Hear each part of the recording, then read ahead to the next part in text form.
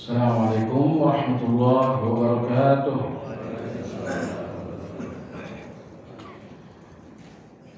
Alhamdulillah, nahmaduhu wa nasta'inuhu wa nastaghfiruh wa na'udzu billahi min shururi anfusina wa min sayyiati a'malina. Man yahdihillahu fala mudilla lahu wa man yudlil fala hadiya lahu. Wa ashhadu an la ilaha illallah wahdahu la sharika lahu wa ashhadu anna Muhammadan 'abduhu wa rasuluhu la nabiyya ba'dahu. Allahumma salli wa sallim ala Muhammad wa ala alihi wa ashabihi wa man ihtada bihadihi wa istanna bi sunnatihi ila yaumiddin. Ya ayyuhalladzina amanu taqullaha haqqa tuqatih wa la tamutunna illa wa antum muslimun. Kaum muslimin wal muslimat rahimakumullah.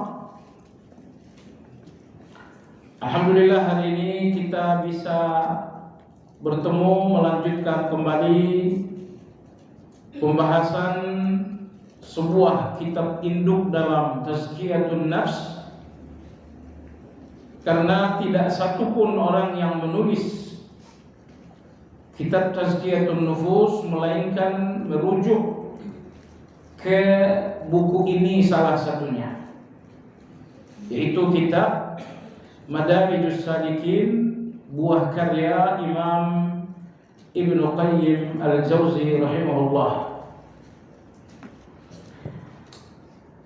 Mengingatkan kembali bahwa kitab Madarijus Salikin adalah penjelasan Imam Ibnu Qayyim terhadap sebuah kitab sebelumnya yang berjudul Manazilus Sa'irin, yang ditulis oleh Imam Abu Ismail Al-Harawi. Karena kitab Manazilus Sa'irin itu punya makna dan punya pernyataan yang keliru, sementara buku ini dipelajari oleh banyak orang, sehingga Imam Ibnu Qayyim merasa perlu untuk memberi penjelasan terhadap buku tersebut agar pernyataan-pernyataan yang keliru atau yang setengah keliru dapat diluruskan. Dan ini adalah kebiasaan para ulama-ulama terdahulu. Apabila ada satu buku yang diminati dan dikaji oleh banyak orang, sementara buku itu bisa mengandung kesalahan karena pemahaman yang keliru, maka ulama-ulama kita biasanya memberikan penjelasan, memberikan syarah agar kekeliruan dalam buku itu bisa diluruskan. Ambil contoh misalnya dalam kasus mutaakhir, beberapa penafsiran Imam As-Suyuti dalam tafsir Jalalain mungkin tidak salah, tapi terlalu global sehingga difahami salah oleh sebagian orang. Sementara buku ini dipelajari oleh penghuni dunia dari timur ke barat. Maka Syekh Muhammad bin Shalih Al-Utsaimin rahimahullah memberikan syarah terhadap tafsir Jalalain untuk meluruskan kata-kata global yang sekiranya bisa dipahami keliru oleh orang-orang yang keliru. Nah, itu pula yang dilakukan oleh Imam Ibnu Qayyim terhadap kitab Manazilus Sa'irin. Satu kitab yang diminati oleh banyak orang, tapi banyak pernyataan-pernyataan beliau yang keliru dan itu perlu diluruskan. Maka muncullah kitab Madarijus Salikin. Baiklah jemaah sekalian yang saya hormati, hari ini pembahasan kita adalah tentang Al-Basirah lanjutan pada halaman 209. Pembahasan Al-Basirah yang telah berlalu semuanya adalah versi Imam Ibnu Qayyim. Saya berikan ringkasan dari penjelasan yang berlalu. Penjelasan atau definisi dari basirah, nurun yaqdhifuhu Allah ala qalbi 'abdin yara bihi haqiqatan ma akhbara bihi ar-rusul. Yang dimaksud dengan basirah, kata Imam Ibnu Qayyim, satu cahaya yang terang benderang di mana seorang hamba melihat hakikat dari semua yang dikabarkan oleh para rasul. Cahaya yang dimaksudkan Imam Ibnu Qayyim tidak lain adalah ilmu. Tapi bukan sekedar ilmu lalu dinamakan dengan basirah. Basirah itu adalah ilmu yang terang benderang.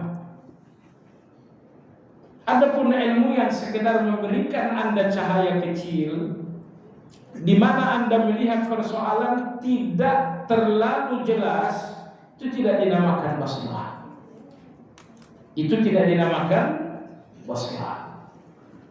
Nah, basirah itu cahaya yang terang benderang, yang tak lain adalah ilmu yang sangat mendalam, sehingga Anda melihat dari hakikat semua yang dikabarkan oleh Rasul. Ketika Rasul mengabarkan sesuatu melalui Al-Quran atau melalui hadis, semua yang dikabarkan oleh Rasul itu nampak jelas dengan cahaya ilmu yang terang benderang. Banyak kebenaran Anda pahami dari Al-Quran dan hadis, tapi tidak terang benderang. Itu tidak dinamakan dengan basirah. Misal, Anda tahu bahwa riba itu dilarang. Anda tahu riba dilarang, itu namanya ilmu. Tapi tidak terlalu terang benderang. Karena apa saja hukuman yang terjadi kalau tetap makan riba, Anda belum tahu. Apa saja transaksi-transaksi yang menjadi riba, Anda pun belum tahu. Jadi masih banyak sisi-sisi gelap dari riba yang belum terjangkau oleh cahaya ilmu Anda. Karena cahaya ilmu itu sangat kecil, ini tidak dinamakan basirah. Basirah itu ketika Anda telah melihat riba dengan cahaya ilmu yang terang benderang, sehingga semua sisi dari riba Anda tahu. Apa ancaman kalau makan riba? 1, 2, 3, 4, 5. Anda lihat ancaman ini banyak sekali. Apa saja transaksi-transaksi yang dinamakan riba, Anda pun tahu. Nah, itu dinamakan dengan basirah. Jadi basirah lebih tinggi dari sekedar ilmu. Maka Imam Ibnu Qayyim rahimahullah ta'ala menyebutkan basirah itu ada 3 macam. Pertama, basirah dalam hubungannya dengan asma wa sifat. Apa basirah dalam hubungannya dengan asma wa sifat? Kata beliau, ketika Anda memahami asma wa sifat tanpa sebesar debu pun syubhat dan ketersamaan.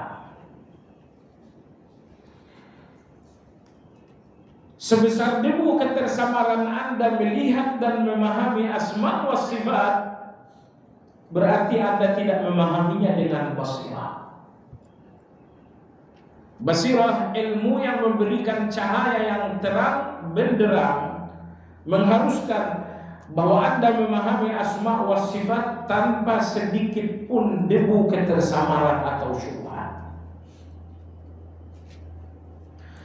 Anda tahu ilmu yang paling agung dalam Al-Quran adalah asma wa sifat. Karena tujuan kita dalam segala ucapan dan perbuatan adalah Allah. Itu tujuan.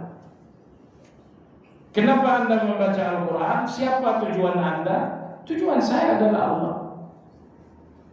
Kenapa Anda melakukan salat? Apa tujuan Anda? Tujuan saya adalah Allah. Kalau apa yang menjadi tujuan tersebut tidak difahami dengan baik, wajar kalau Anda lemah dalam menempuh proses. Ingat, ada tujuan, ada proses menuju tujuan. Tujuan Anda adalah Allah, prosesnya adalah ibadah. Ibadah ini adalah proses untuk Anda sampai kepada tujuan, yaitu Allah. Kalau Anda tidak mengenal Allah melalui asma wa sifat secara mendalam, dipastikan dalam proses ini Anda akan lemah. Anda akan lemah dalam salat, Anda akan lemah dalam berzikir, Anda lemah dalam segala proses menuju tujuan karena Anda nggak memahami tujuan itu dengan baik. Makanya Anda lihat, sebelum Nabi alaihi salatu wassalam menjelaskan proses alias ibadah, 13 tahun di Mekah beliau menjelaskan siapa Allah. Dakwah Mekah hampir 100% penjelasan tentang Allah, tentang tauhid, tentang apa-apa saja yang mesti ditauhidkan tentang Allah Azza wa Jalla. Jadi bayangkan, menjelaskan tujuan yaitu Allah oleh Nabi SAW membutuhkan waktu 13 tahun. Akhir dari 13 tahun tersebut barulah turun perintah salat. 2 tahun setelah sampai di Madinah barulah turun perintah puasa dan haji, puasa dan zakat. Pada tahun ke-8 Hijriah barulah turun perintah untuk berhaji. Nah, jadi Anda tidak akan lemah dalam satu proses kecuali ketika Anda telah lemah mengenali tujuan. Dan tujuan itu adalah Allah. Satu-satunya ilmu untuk Anda mengenali Allah adalah asma wa sifat. Nah, Anda dinamakan memahami asma wa sifat secara basirah kalau tidak ada sebesar debu pun ketersamaran Anda atau syubhat Anda dalam memahami asma wa sifat. Anda masih ingat Ibnu Qayyim menjelaskan satu kelompok yang tidak mungkin memahami asma wa sifat secara basirah, mereka adalah ahlul kalam. Mereka adalah orang-orang falsafah. Sebab orang-orang falsafah mereka mengenali Allah bukan dengan cara Allah, alias bukan dengan wahyu, tapi mereka mengenal Allah dengan teori-teori mereka, dengan teori analogi, dengan teori A, dengan teori B. Mereka tidak menggunakan Al-Quran, sehingga pemahaman mereka tentang Allah tidak akan sampai ke tingkat basirah. Ini basirah yang pertama. Basirah dalam memahami asma wa sifat, ketika Anda memahami asma wa sifat tanpa sedikit pun ketersamaan.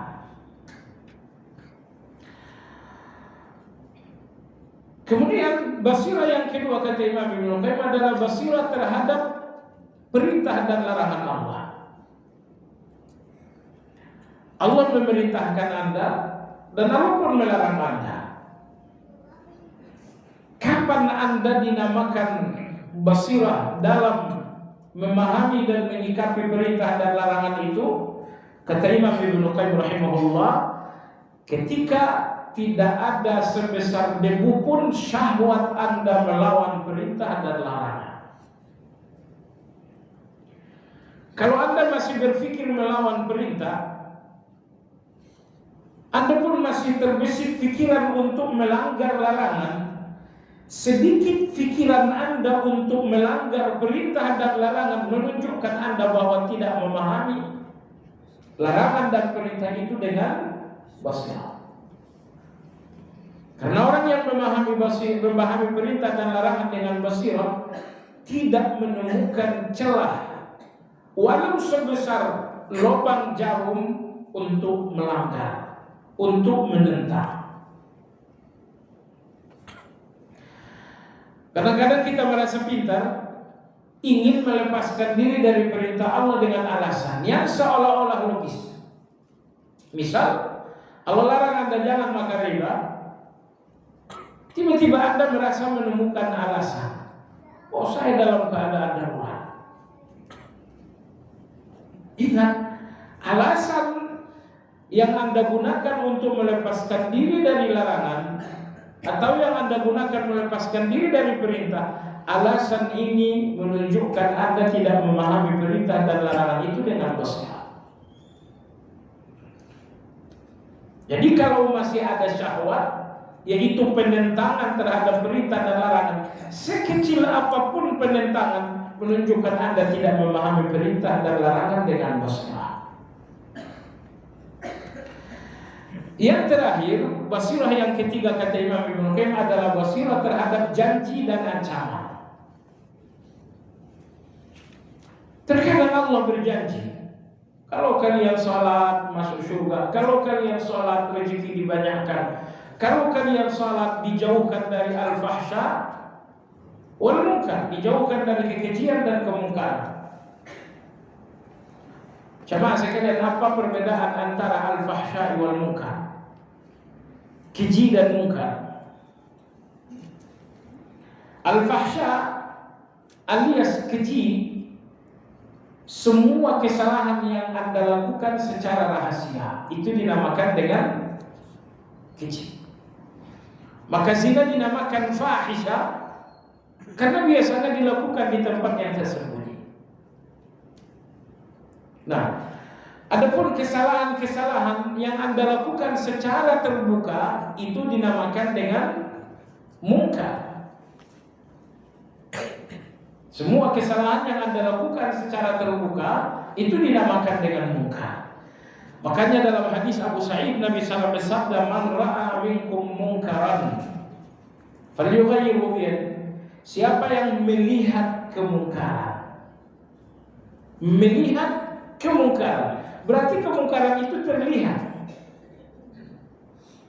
maka cegahlah dengan tangan, kalau tidak mampu dengan lisan, kalau tidak mampu juga maka dengan kebencian hati.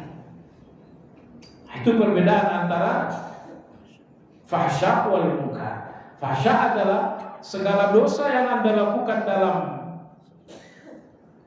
kesendirian, dalam rahasia. Adapun munkar adalah segala dosa yang dilakukan secara terbuka. Baik, jadi kadang-kadang Allah berjanji, kadang-kadang Allah mengancam.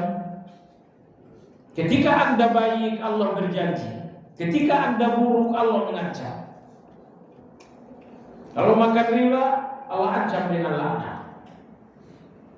Kalau berbuat zalim, Allah ancam mencabut hidayah. Innallaha la yahdil qawmaz zalimin. Nah, di setiap Anda melakukan kebaikan ada janji Allah, dan di setiap Anda melakukan satu dosa ada ancaman Allah. Melihat ancaman dan janji ini dibutuhkan basirah. Lantas apa basirah dalam menyikapi janji dan ancaman Allah Azza wa Jalla? Beliau rahimahullah mengatakan bahwa engkau melihat bagaimana Allah Tabaraka wa Ta'ala secara langsung akan membuat hitung-hitungan atas semuanya.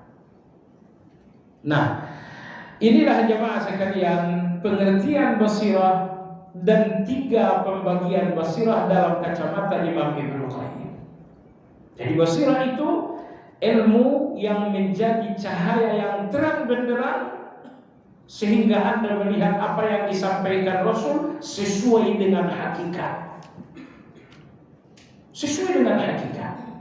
Baik, hari ini pada halaman 209 kita akan melihat apa basirah dan apa tingkatan basirah dalam kacamata Imam Abu Ismail Al-Harawi seperti beliau tuangkan dalam kitab beliau Manazilus Sa'irin. Imam Abu Ismail rahimahullah berkata, al-basiratu ma yukhallisuka minal hirah. Beliau mengatakan basirah itu apa yang melepaskan Anda dari kebingungan dan ketidakfahaman. Apapun yang Anda belum faham, berarti Anda membutuhkan basirah. Karena tidak ada yang melepaskan Anda dari ketidakfahaman, dari kebingungan, kecuali satu kata, yaitu basirah.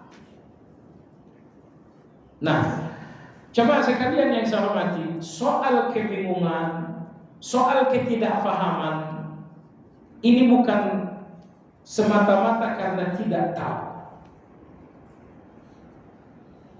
Karena banyak hal yang kadang-kadang kita tahu tapi kita ragu.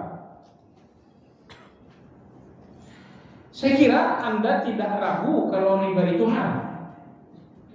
Artinya secara ilmiah, secara pengetahuan, Anda betul-betul yakin bahwa riba itu haram. Tapi jamaah sekalian, ada syahwat. Ada syahwat yang membuat kita kadang-kadang ragu dengan satu perintah dan larangan Allah SWT. Jadi dengan demikian, apa yang membuat seseorang ragu, membuat seseorang bingung, ada dua. Yang pertama, secara ilmiah orang akan ragu disebabkan karena syubhat. Karena ilmu yang sedikit, karena ilmu yang dangkal, Anda menjadi ragu. Ini namanya ragu karena syubhat. Ragu yang kedua, ragu disebabkan karena syahwat. Betapapun jelas satu kebenaran, tapi kalau syahwat ini sangat besar, Anda akan melihat kebenaran itu dengan ragu. Anda ragu bukan secara ilmi, Anda tidak paham, tapi karena syahwat, Anda dikuasai oleh syahwat. Saya kasih contoh. Setelah orang-orang ahli kitab bertemu dengan Nabi SAW, Allah berfirman, ya'rifunahu kama ya'rifuna abna'ahum. Orang-orang ahli kitab, yaitu orang-orang Yahudi dan orang-orang Nasrani, saat mereka melihat Nabi SAW, ya'rifunahu kama ya'rifuna abna'ahum. Mereka mengenali Nabi adalah Nabi sebagaimana mengenali anak mereka adalah anak mereka. Ini anak saya betul-betul kenal, ini anak saya. Seperti itulah orang Yahudi melihat Nabi bahwa dia adalah Nabi. Jelas bukan? Tidak ada tersamar sama sekali. Intinya tidak ada syubhat, tidak ada ketersamaran, tidak ada ilmu yang dangkal untuk mereka mengenali Nabi. Mereka mengenali Nabi seperti mengenal anak sendiri. Tapi apakah mereka kemudian membenarkan Nabi? Tidak. Kenapa mereka tak mengimani, mengikuti, meyakini? Jawabannya karena dalam hati mereka ada syahwat. Syahwat untuk menentang. Ini memang Nabi, tapi kenapa bukan semarga dengan kita? Ini memang Nabi, kita gak ragu lagi, tapi kenapa dari orang Arab? Ada fanatisme kesukuan yang menjadi syahwat. Ingat, syahwat itu bentuknya sangat banyak. Apapun yang membuat Anda menentang kebenaran, itu dinamakan dengan syahwat. Kadang-kadang syahwat itu adalah fanatisme, kadang-kadang syahwat itu adalah cinta uang, kadang-kadang syahwat itu adalah cinta jabatan, kadang-kadang syahwat itu adalah tradisi turun-temurun. Apapun yang menjadi alat Anda melawan kebenaran, itu dinamakan dengan syahwat. Nah, ini orang-orang Yahudi melihat Nabi seperti melihat anak sendiri. Betapa jelasnya mereka mengenal Nabi adalah Nabi. Hatinya tidak ada syubhat mereka bahwa ini adalah Nabi. Apa yang membuat mereka tak mengikuti Nabi? Bukan syubhat tetapi syahwat. Baik, kembali kepada penjelasan Imam Abu Ismail. Yang dimaksud dengan basirah adalah apapun yang melepaskan Anda dari kebingungan, dari ketidakfahaman, dari ketidakjelasan. Itu yang dinamakan dengan basirah. Coba sekalian, ketika misalnya Nabi kita menjelaskan ada azab kubur, apakah Anda bisa memahaminya dengan baik? Atau Anda masih memiliki kebingungan? Sedikit kebingungan Anda menunjukkan bahwa Anda belum memahami dengan basirah. Misalnya ketika Nabi kita SAW mengatakan bahwa nanti orang-orang yang telah mati akan dihidupkan kembali. Anda melihat tulang belulang yang sudah menyatu dengan tanah dan berpikir bagaimana mungkin tulang belulang ini hidup lagi. Keraguan dan kebingungan Anda menerima berita tersebut menunjukkan Anda tidak memahaminya dengan basirah. Karena basirah itu pemahaman atau ilmu yang melepaskan Anda dari kebingungan dan keraguan dalam memahami sesuatu. Nah, jemaah sekalian, apakah basirah itu sama dengan yakin? Sama, tapi juga berbeda. Di mana bedanya? Bedanya adalah dari sebab. Yakin memiliki sebab yang lebih luas dan basirah memiliki sebab yang lebih sempit. Maksudnya apa? Anda yakin bisa jadi ainul yakin karena melihat Anda menjadi yakin. Yang kedua, Anda yakin boleh jadi tidak karena melihat tapi karena ada berita yang benar. Saya nggak pernah lihat Australia, tapi saya yakin ada Australia itu karena berita sangat kuat. Satu berita nggak bisa lagi saya ragukan bahwa ada satu benua yang bernama benua Australia. Saya yakin ada Australia bukan karena melihat tapi karena beritanya akurat. Ini dinamakan dengan ilmu. Itu dinamakan ilmu yakin. Jadi saya bisa yakin karena melihat, saya bisa yakin karena berita.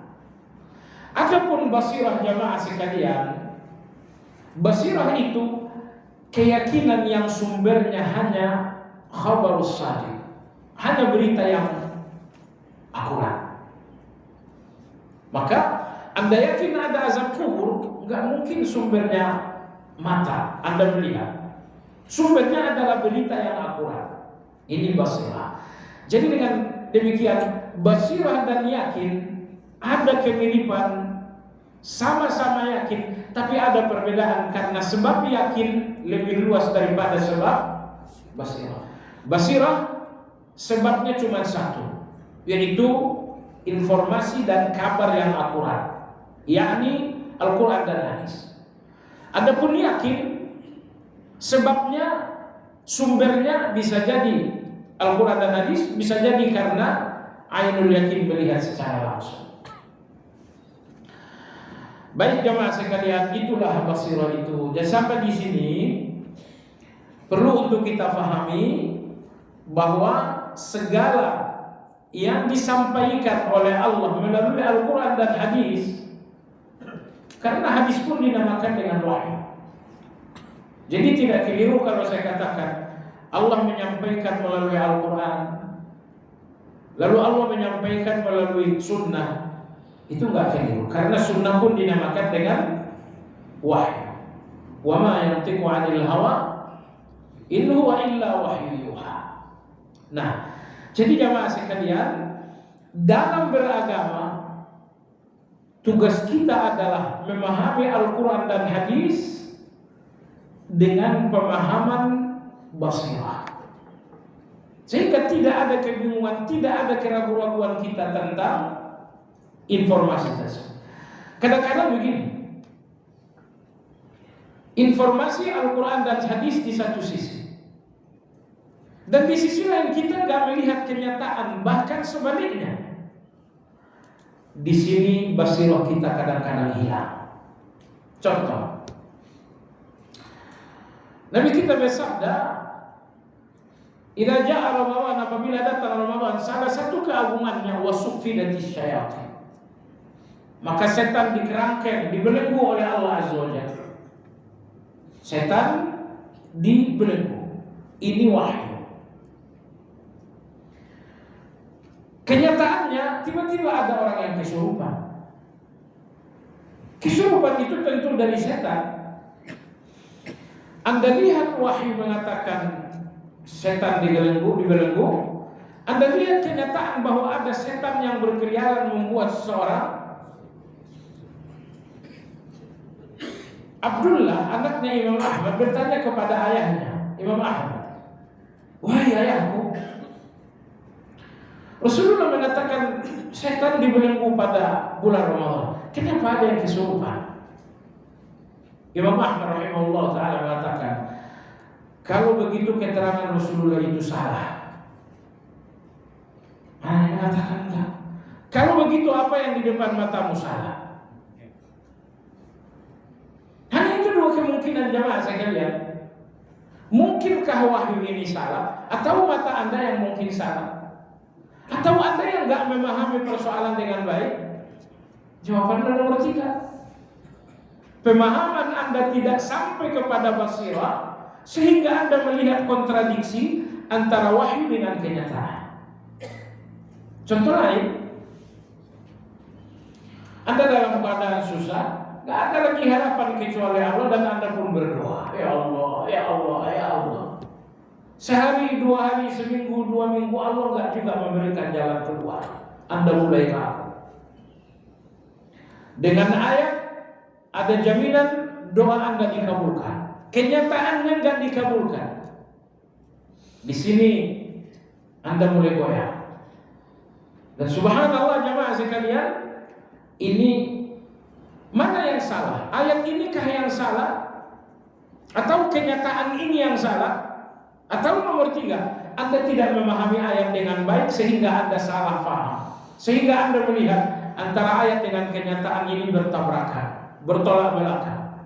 Jawabannya yang ketiga, Anda tidak memahami ayat dengan baik sehingga Anda melihat ayat ini bertolak belakang dengan kenyataan. Bahwa Anda tidak memahami ayat dengan baik berarti Anda belum memahami ayat sesuai dengan basirah. Jadi basirah itu memahami kabar dari Allah, dari Rasul dengan pemahaman basirah, sehingga tidak sedikit pun keraguan Anda terhadap kabar tersebut. Nah, kalau kabar ini Anda masih ragu berdasarkan kenyataan, berarti Anda tidak memahaminya dengan baik. Di titik itu Anda tidak dinamakan dengan basirah. Baik. Wa huwa ala 3 darajat. Imam Abu Ismail mengatakan basirah itu ada 3 tingkatan. Tingkatan yang pertama ini beliau tidak jelaskan judulnya, tapi saya berikan judul. Apa judulnya? Basirah dalam memahami kabar. Dan kabar yang dimaksud bukan kabar media sosial, tapi kabar yang dimaksud adalah qala Allah, qala Rasul.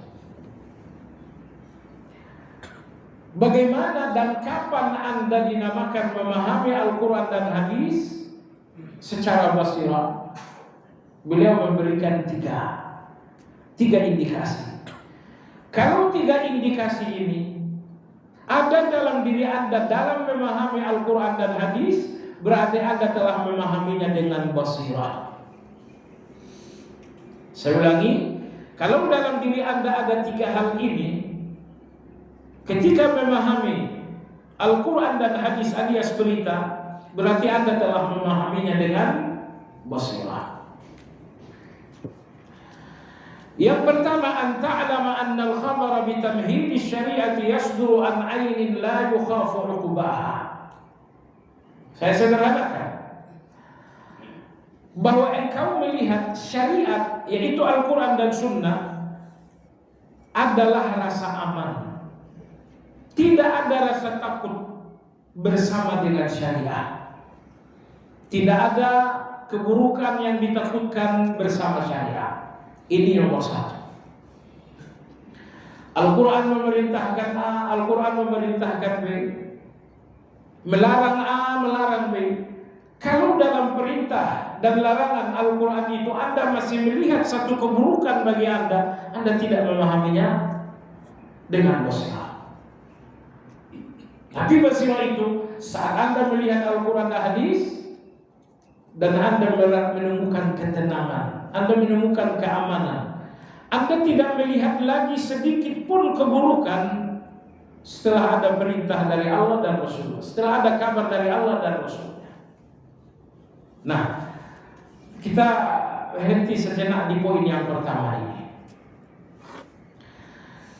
Sangat sering sekali kita tidak nyaman, kita dibayang-bayangi keburukan dengan apa yang dikabarkan oleh Allah dan Rasulnya. Ya, Allah kabarkan, Allah Rasul kabarkan begini dan kita masih melihat ada keburukan. Contoh misalnya dalam surat At-Talaq Allah berfirman, "Wa man yatawakkal 'ala Allah fa huwa hasbuh." Siapa yang bertawakal kepada Allah maka Allah akan mencukupinya. Itulah jaminan Allah. Apakah Anda masih melihat keburukan dalam jaminan ini? Kalau Anda masih melihat ada keburukan, ada yang meragukan, padahal ini jaminan dari Allah, Anda tidak melihatnya dengan basirah. Karena basirah itu Anda menerima wahyu karena Anda melihat rasa aman dan ketenangan hanya dalam wahyu itu. Anda menerima wahyu di mana Anda tidak melihat ada sedikit pun keburukan bersama wahyu.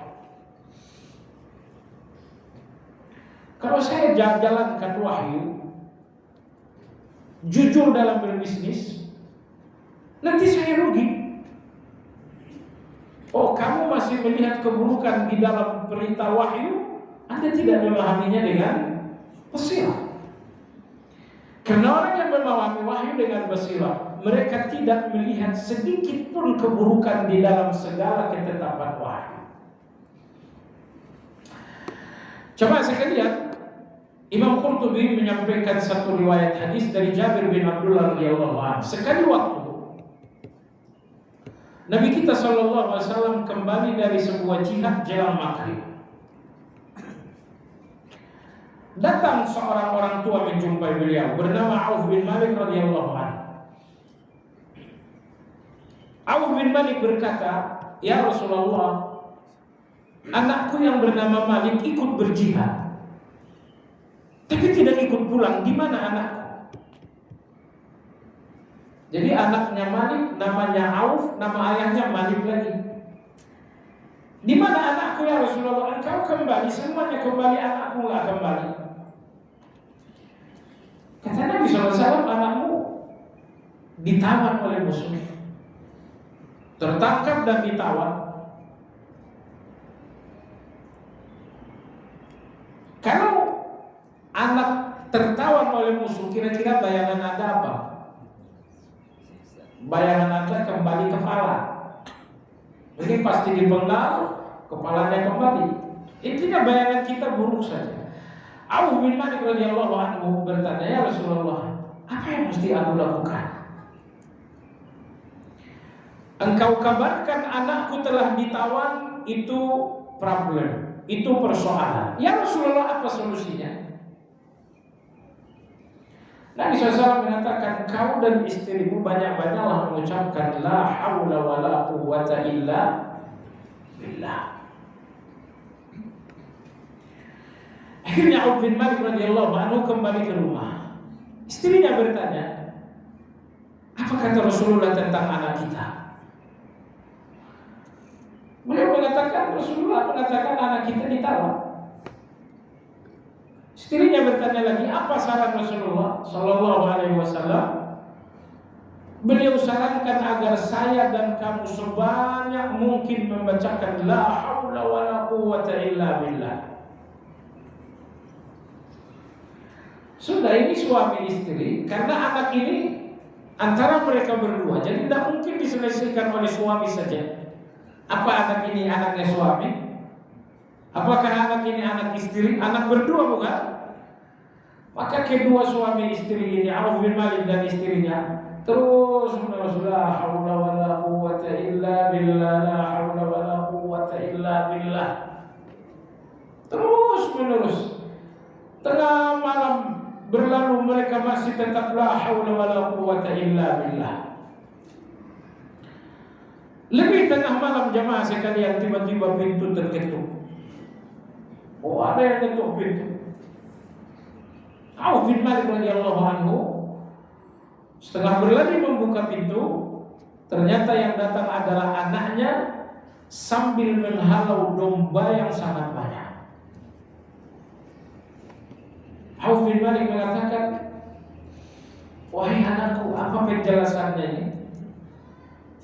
Kau kembali saya bingung, lebih bingung lagi bawa domba yang sangat banyak.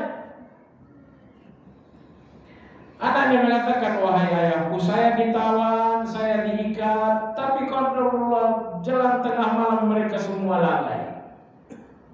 Mereka semua sibuk bicara bermain-main, akhirnya aku melepaskan. Aku berhasil melepaskan diri. Sambil pulang saya pikir domba-domba milik mereka ini ghanimah, saya bawa saja. Jadi tidak cuma dia kembali dengan keselamatan, dia pun kembali dengan ghanimah yang sangat banyak. La haula wala quwwata illa billah. Nah, kalau saya di posisi Auf bin Malik, saya sih bukan Anda gitu ya. Misalnya ketika Rasulullah katakan bacakan la haula wala quwwata illa billah. Kalau orangnya model saya, masa iya? Masa iya? Oh, berarti saya tidak memahami perintah Rasulullah itu dengan basirah. Beliau perintahkan bacakan la haula wala quwwata illa billah, dan saya masih melihat bayang-bayangan buruk dalam perintah beliau. Nah, jemaah sekalian yang saya hormati, hati-hati. Orang-orang yang ahlul basirah di dalam perintah, di dalam larangan, di dalam berita, mereka tidak lagi melihat ada keburukan dalam perintah dan larangan. Kalau masih ada sedikit pun Anda lihat ketakutan, Anda lihat keburukan dalam perintah dan larangan, Anda tidak menerimanya dengan basirah. Coba sekalian, jangan sampai Anda bilang, saya ada masalah, sudah baca la haula wala quwwata illa belum selesai juga. Kemungkinannya cuma 3. Masalah Anda salah, artinya Anda melihat masalah padahal bukan masalah. Atau yang kedua, Rasulullah salah. Oh, nggak mungkin. Atau yang ketiga, Anda nggak paham masalah dengan baik. Tentu yang benar kemungkinan adalah yang ketiga, Anda nggak paham, sehingga Anda melihat antara perintah Nabi dengan kenyataan Anda lihat kontra, karena Anda nggak memahami perintah Nabi itu. Baik jemaah sekalian yang sama, Nabi Adam alaihi salam ketika diturunkan oleh Allah dari surga, ya, ketika Allah Subhanahu wa taala turunkan Nabi Adam ke surga, dari surga, Allah Subhanahu wa taala berfirman, berpesan. Kata Allah Subhanahu wa taala, "Faman tabi'a hudaya fala khaufun 'alaihim wa la hum yahzanun." Siapapun yang mengikuti petunjukku, maka dia akan lepas dari 2 hal. La khaufun 'alaihim, mereka tidak melihat hidup dengan ketakutan, wa la hum yahzanun, mereka pun tidak terbayang-bayangi masa lalu dengan kegelisahan. Hidup Anda antara 2 masa. Masa yang berlalu, masa yang akan datang. Di antara 2 masa inilah Anda sedang hidup sekarang. Allah berfirman, kalau kalian menjalankan perintahku, hidayahku dan petunjukku, kalian tidak akan melihat masa yang akan datang dengan ketakutan. Kalian pun tidak akan memandang yang berlalu dengan gelisah dan trauma. Itu jaminan Allah. Jaminan Allah menjalankan petunjuk Allah, melepaskan seseorang dari takut dan gelisah. Tidak takut melihat esok dan lusa, tidak gelisah memandang kemarin dan kemarin lusa. Itu jaminan Allah Azza wa Jalla. Nah, oleh sebab itu jemaah sekalian, apabila Anda merasa menjalankan satu perintah Allah dan Anda tidak lepas dari khauf wala hum yahzanun, mungkin perintah yang Anda jalankan salah, atau mungkin Anda tidak menjalankannya dengan benar, tapi tidak mungkin perintah ini salah. Kesalahan ada pada diri Anda. Baik. Berikutnya jemaah sekalian, fatara fi haqqihi an tu'addiyahu yaqinan, dan engkau melihat bahwa setiap perintah dan larangan harus dijalankan penuh dengan keyakinan. Ini basirah yang kedua. Basirah yang kedua, berhadapan dengan kabar Allah dan Rasulnya, Anda menjalankannya penuh dengan keyakinan. Kalau yang pertama tadi, Anda melihatnya, ini perintah, ini larangan, ini cerita, ini kabar dari Allah dan Rasulnya. Anda melihat perintah dan larangan dan berita dari Allah dan Rasul, sehingga Anda tidak melihat ada lagi sedikit pun keburukan. Apabila ada perintah Allah dan Anda melihat keburukan, berarti Anda tidak namakan basirah. Ini nomor satu. Yang kedua, perintah Allah dan Rasulnya Anda jalankan di atas keyakinan. Di atas keyakinan. Saya udah berdoa, kenapa belum dikasih juga? Anda tidak menjalankannya dengan yakin, Anda bukan orang yang basirah. Ya. Saya sudah bertawakal, wa man yatawakkal 'ala Allah fa huwa hasbuh. Jadi ayat ini jemaah sekalian di surat At-Talaq, wa man yattaqillaha yaj'al lahu makhrajan, sampai akhir ini turun berhubungan dengan kisah siapa tadi? Kisah siapa? Kisah orang. Kisah Auf bin Malik radhiyallahu anhu. Jadi jangan sampai ada bilang wa may yattaqillaha yaj'al lahu makhraja, bertakwa Allah berikan jalan keluar, wa yarzuqhu min haitsu la yahtasib, innallaha balighu amrih, qad ja'ala Allahu likulli syai'in qadara. Ini ayat kok enggak cocok dengan hidup saya.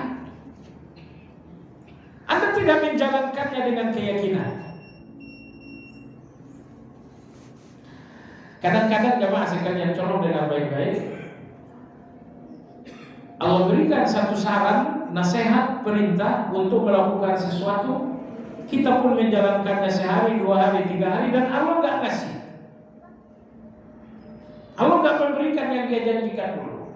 Lalu kita kemudian ragu. Oh, ternyata inilah yang Allah inginkan. Saya ingin harus mengenal diri bahwa saya masih tipe orang yang ragu.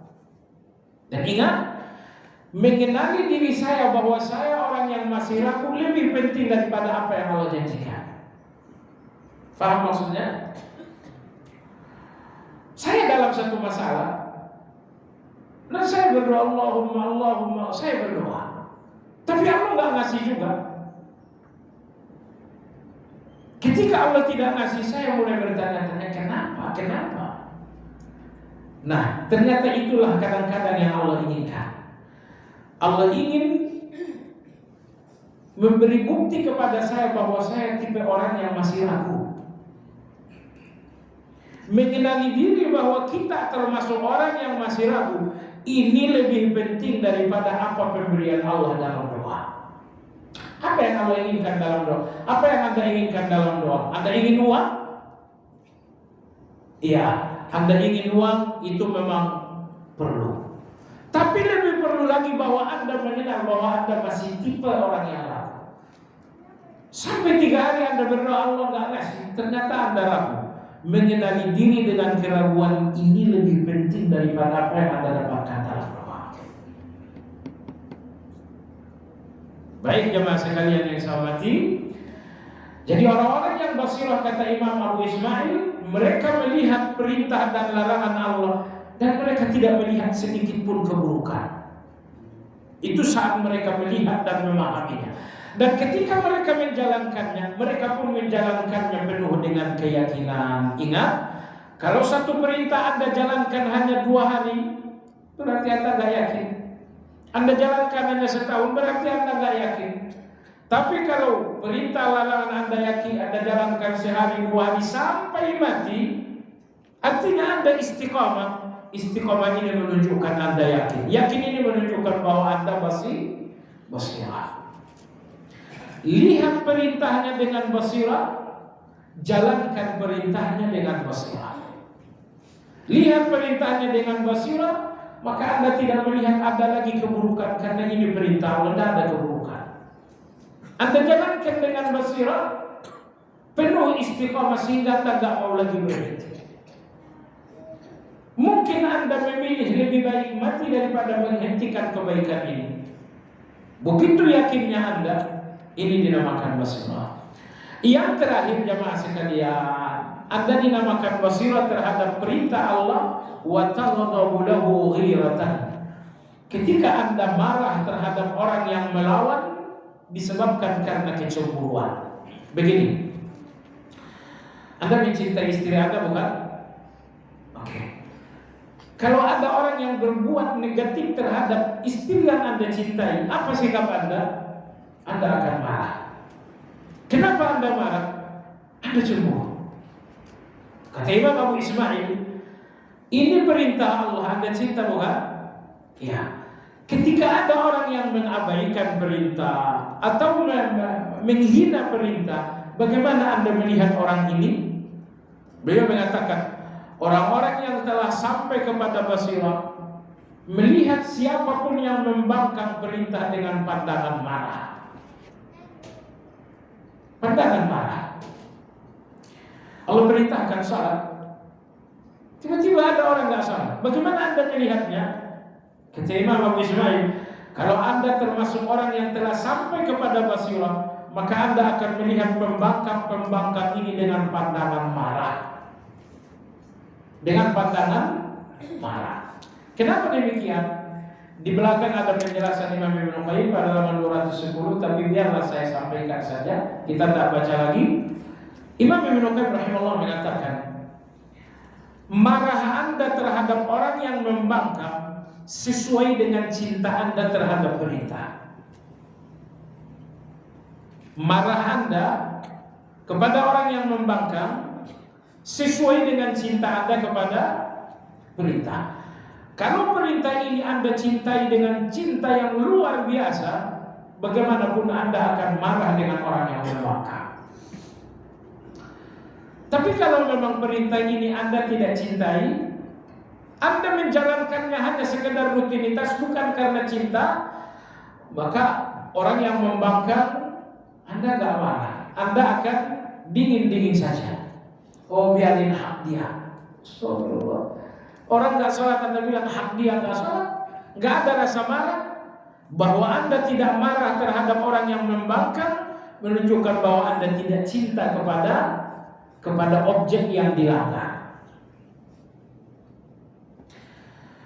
Samalah antara istri kita dengan orang yang berbuat jahat tadi. Semakin Anda mencintai istri, akan semakin besar Anda marah kepada orang yang macam-macam dengan istri. Tapi bahwa Anda enggak marah lagi kepada orang yang macam-macam dengan istri Anda, menunjukkan bahwa Anda memang tidak cinta lagi dengan istri. Ada yang menggoda istri, ternyata Anda dingin-dingin saja. Biarin, ada yang lain. Emang maunya Anda dia pergi. Nanti dalam Madariyus Salikin akan ada perbahasan kenapa Allah melarang sejumlah makanan binatang. Karena watak-watak buruk makanan bisa menjangkiti orang yang memakan. Ini disampaikan Imam Ibnu Qayyim. Setelah itu saya membaca lagi. Tahun lalu saya temukan pernyataan seorang psikolog orang Amerika bahwa makanan yang dikonsumsi seorang punya pengaruh psikologis, punya pengaruh moral kepada orangnya. 2. Beberapa bulan lalu saya lihat lagi tulisan Imam Ibnu Khaldun. Beliau mengatakan orang-orang Afrika makan monyet, maka mereka suka menari. Orang-orang Romawi atau Eropa makan babi, sehingga mereka tidak punya kecemburuan terhadap istri. Orang-orang Turki suka dengan makan kuda, makanya mereka berusaha agresif dengan orang lain. Mereka belajar kekuatan. Jadi apa yang dimakan punya pengaruh terhadap diri sendiri. Nanti di sini akan ada catatan Ibnu Qayyim al-Jauziyah lebih panjang. Kenapa Anda boleh makan tikus? Tikus ini begini. Kenapa Anda boleh makan babi begini? Kenapa nggak boleh makan anjing? Bla bla bla. Semua binatang haram diharamkan oleh Allah, bukan cuma karena dagingnya berbahaya, tapi karena binatang-binatang ini punya watak yang sangat buruk. Dan itu menjangkiti kepribadian Anda, rusak kepribadian Anda. Subhanallah, maka Anda lihat semua binatang yang Anda makan semuanya dipuji oleh Allah Azza wa Jalla. Anda makan ayam tidak? Dan ayam itu dipuji. Kata Nabi SAW, ayam berkokok karena melihat malaikat. Baik, Anda makan kambing, Anda makan sapi, dipuji oleh Allah karena sapi ini digunakan untuk membajak sawah. Anda makan ikan karena dipuji oleh Allah ketika ikan ini menyelamatkan Nabi Yunus alaihissalam. Coba sekalian, begitu Anda masuk surga, amin gak nih? Seorang Yahudi menjumpai Nabi SAW, ya Rasulullah, ma tuhfatu ahli jannah. Ya Rasulullah, apa makanan pertama penghuni surga? Kata Nabi SAW, daging ikan. Ya Rasulullah, kalau itu makanan pembuka, lalu apa makanan intinya? Kata Nabi SAW, daging sapi. Makanan pembuka adalah daging ikan, makanan intinya adalah daging sapi. Keterangan ulama kita terhadap hadis ini sangat bagus. Kenapa orang-orang surga memakan binatang air, lalu binatang darat yang bernama sapi? Kenapa demikian? Setelah penghuni surga sampai di surga, mereka akan hidup dan tidak lagi akan mati. Dan Allah mengatakan, waj'alna minal ma'i kulla syai'in hayy. Kami jadikan kehidupan itu bersumber dari air. Kami jadikan kehidupan bersumber dari air. Tumbuh-tumbuhan hidup karena air, tumbuh-tumbuhan hidup karena air, Anda hidup karena air, binatang hidup karena air. Kehidupan bersumber dari air. Maka makanan pertama di surga adalah binatang air, yaitu ikan. Allah ingin memberikan kesan Anda nggak akan mati lagi. Yang kedua, Anda sampai di surga karena berusaha. Anda berikhtiar tengah malam sholat tahajud, berikhtiar siang hari melakukan puasa sunnah, berikhtiar untuk melakukan zikir pagi, zikir petang. Karena Anda berusaha, Anda berikhtiar untuk sampai ke surga, maka Allah katakan, makanlah daging sapi. Kenapa? Karena sapi digunakan untuk membajak sawah, sapi digunakan untuk membawa bekal, untuk membawa barang. Ingat, binatang yang paling banyak membantu manusia adalah sapi. Ya, kalau kambing enggak membantu, makanan iya, tapi membantu tidak. Tapi binatang yang membantu kita bertani, binatang yang membantu kita membawa hasil tani adalah sapi. Maka sapi ini adalah alat kita berusaha. Tanpa sapi banyak yang enggak bisa kita usahakan. Maka Allah mengatakan, makanlah sapi. Karena sapi simbol dari usaha, simbol dari perjuangan, simbol dari ikhtiar. Sebab itu makanan kedua penghuni surga adalah daging sapi. Daging sapi jangan bayangkan daging korban. Itu bukan sapi dunia, tapi sapi akhirat. Makanan pertama tadi daging ikan, jangan bayangkan ikan laut, ikan cuek. Oh, itu ikan surga. Baik jamaah sekalian yang saya hormati. Jadi basirah yang terakhir adalah engkau marah terhadap orang yang melanggar disebabkan karena kecemburuanmu terhadap perintah. Maka tadi beliau katakan, kalau kamu tidak marah lagi terhadap orang yang melanggar perintah, berarti kamu tidak mencintai perintah. Sebagaimana kau tidak marah terhadap orang yang mengganggu istri, karena kau juga tidak mengganggu, karena kau memang tidak mencintai istri dengan baik. Ada pernyataan yang sangat bagus disampaikan Ibnu Qayyim di mungkin pada halaman 210. Ya, saya sebutkan saja, kita nggak baca lagi. Beliau rahimahullah taala mengatakan, ini penting sekali. Beliau mengatakan, keraguan Anda terhadap perintah Allah mematikan basirah. Keraguan Anda terhadap Al-Quran dan Sunnah, keraguan itu mematikan basirah. Yang kedua ini sangat penting.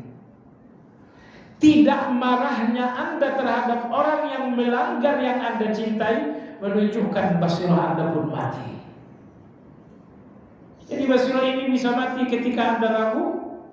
Dan yang kedua kata Imam Ibnu Qayyim, saat Anda tidak marah terhadap orang yang melanggar perintah, Anda tidak marah, menunjukkan basirah Anda telah buta, basirah Anda telah mati.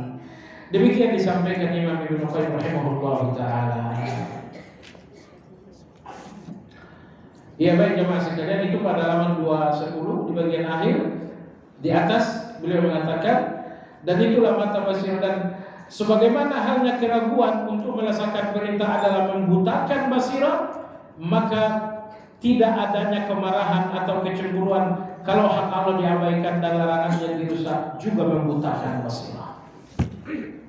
Anda tak marah terhadap orang yang melanggar, basirah Anda basirah yang telah buta. Waliyahillah. Baik jemaah sekalian, demikian kajian kita hari ini, semoga bermanfaat. Bagi Anda yang bertanya dipersilakan.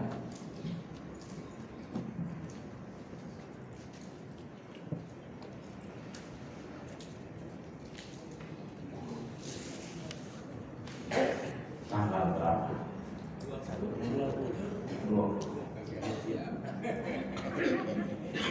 20/5.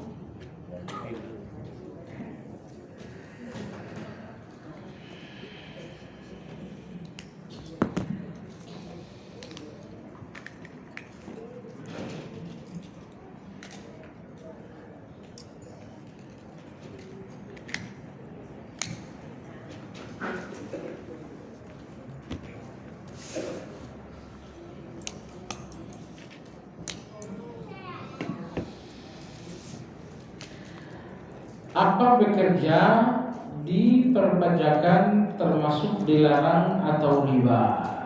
Riba tidak. Kalau dilarang iya. Karena riba itu hubungannya dengan transaksi. Nah, kalau bekerja ini hubungannya dengan jasa.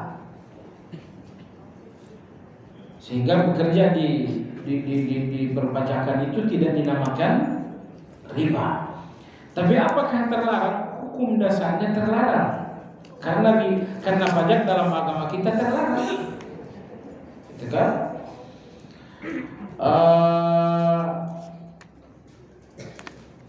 Cuma sekalian, maka pajak itu hukum dasarnya dilarang. Bahasa Nabi kita tentang pajak adalah sahibu maks, tukang-tukang tagih yang tidak legal.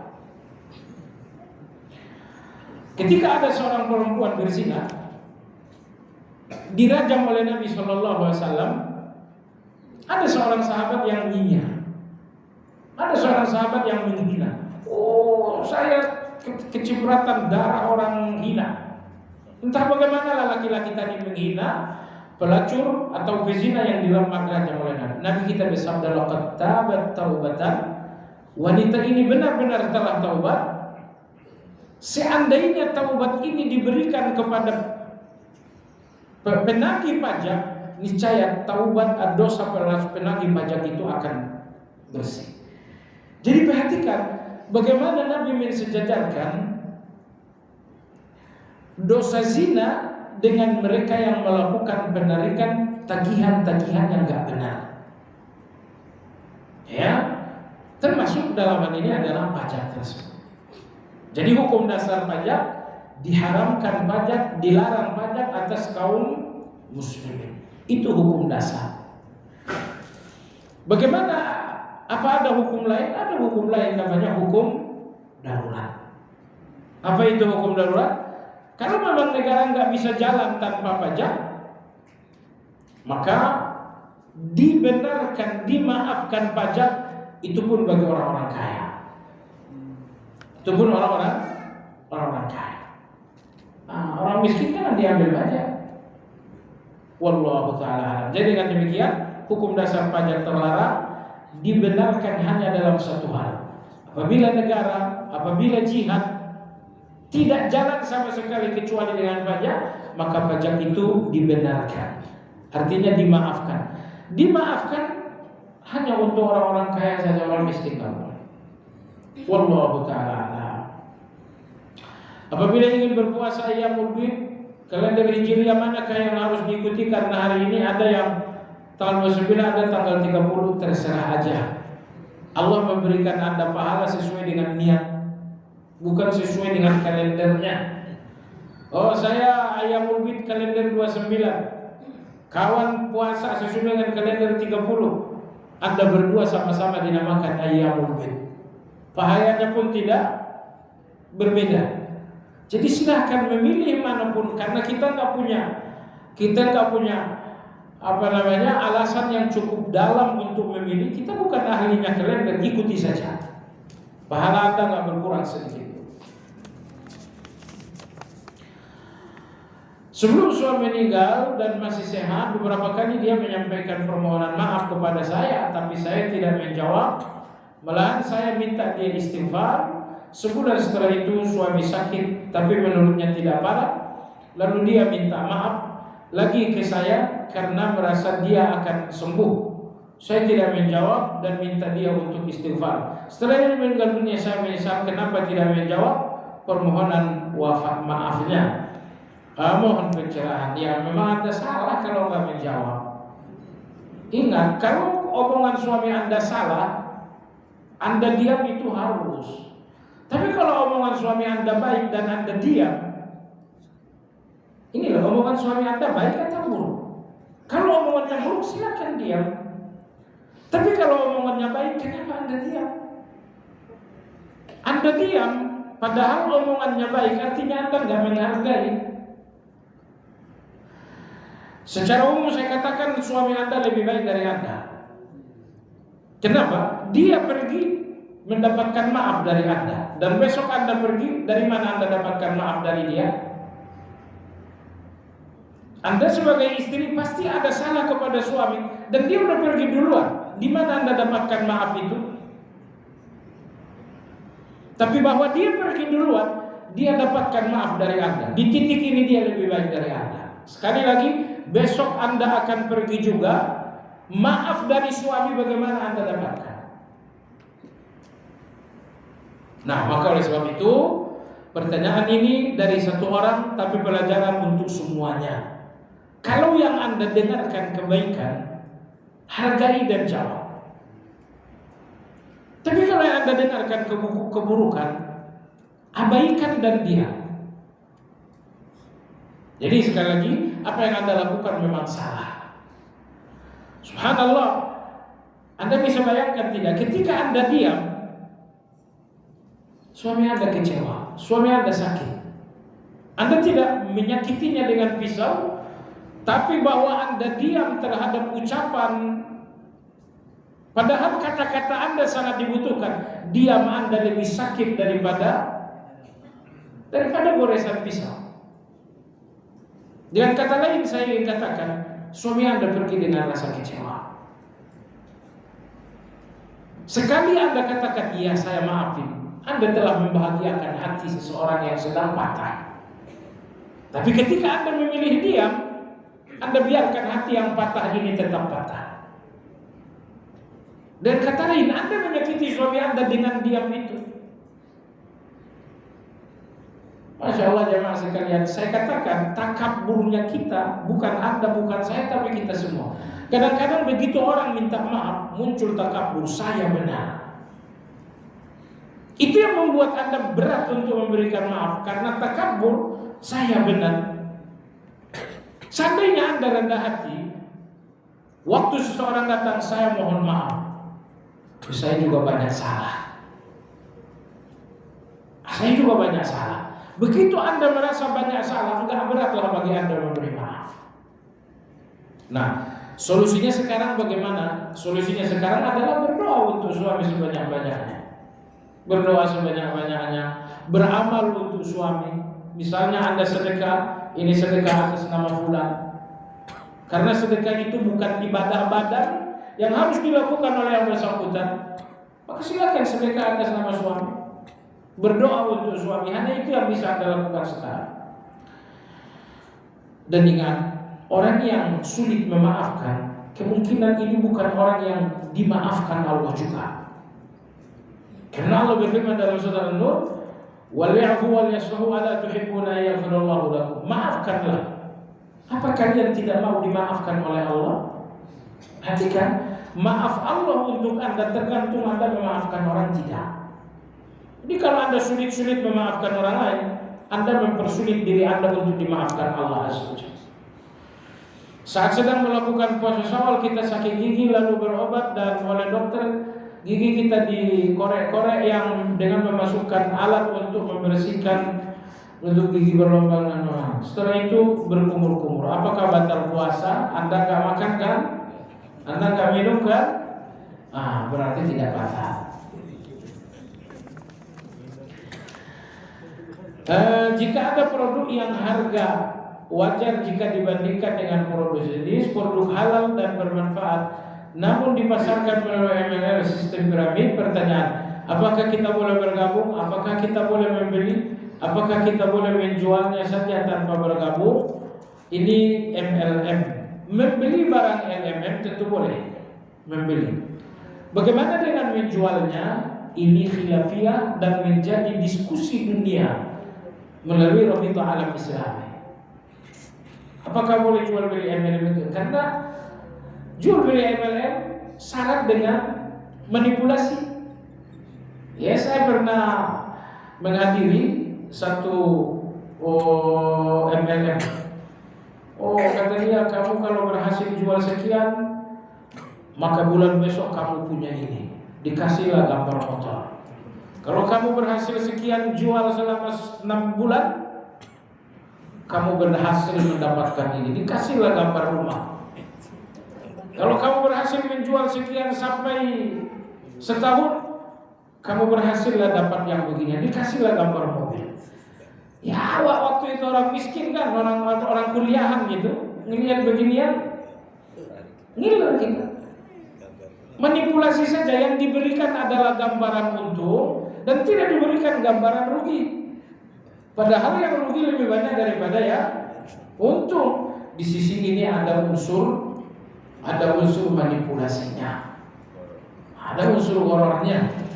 Karena Anda hanya dibius harus berhasil dan nggak pernah diberikan bayang-bayangan tantangannya apa, ruginya seperti apa. Padahal yang rugi itu lebih banyak daripada yang untung. Jadi dengan demikian, membeli barang MLM hukumnya jelas boleh, nggak ada masalah. Tapi menjual dan terlibat sebagai membership, inilah yang didiskusikan oleh ulama. Ada yang melarang karena adanya unsur gharar tadi, dan ada yang membenarkan karena unsur gharar itu bagaimanapun diketahui oleh semua pihak. Walaupun dia kasih tahu untung-untung, tapi saya tetap sadar bahwa di balik itu ada dan lain-lain. Wallahu ta'ala alam. Jadi hukumnya diperdebatkan. Syubhat. Kalau diperdebatkan hukumnya itu namanya syubhat. Apakah sama dalam memahami Al-Quran dan hadis secara basirah dengan pemahaman para sahabat dan tabi'in? Pemahaman sahabat dan tabi'in itulah yang dimaksud dengan basirah. Mereka nggak ada ragu. Terjadi misalnya perang Tabuk, Abu Bakar datang, ya Rasulullah, ini semua harta saya infakkan. Karena dia memahami ayat perintah dengan basirah, hasilnya datanglah Abu Bakar 100% kekayaan disedekahkan. Kalau misalnya syukur Anda tidak hidup waktu perang Tabuk terjadi. Kalau Anda hidup sewaktu perang Tabuk terjadi, paling sedekah Anda goceng. Karena Anda tidak melihat perintah itu dengan basirah. Baik ya, basirah setiap orang samakah atau berbeda? Jelas berbeda. Apa yang mempengaruhi basirah antara satu dengan yang kedua? Syubhat dan syahwat. Ketersamaran Anda membuat basirah itu lemah, atau syahwat Anda membuat basirah itu lemah. Kalau Anda lepas dari syubhat dan syahwat, tidak ada ketersamaran, tidak ada syahwat, maka basirah Anda adalah basirah yang sangat terang benderang. Baik, insya Allah kajian yang akan datang basirah. Kalau tadi basirah terhadap berita, besok adalah basirah terhadap perbuatan Allah terhadap orang lain. Basirah memahami perilaku Allah, keputusan Allah. Itulah insya Allah untuk yang akan datang.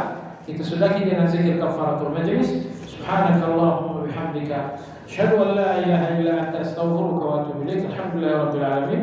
Assalamualaikum warahmatullahi wabarakatuh.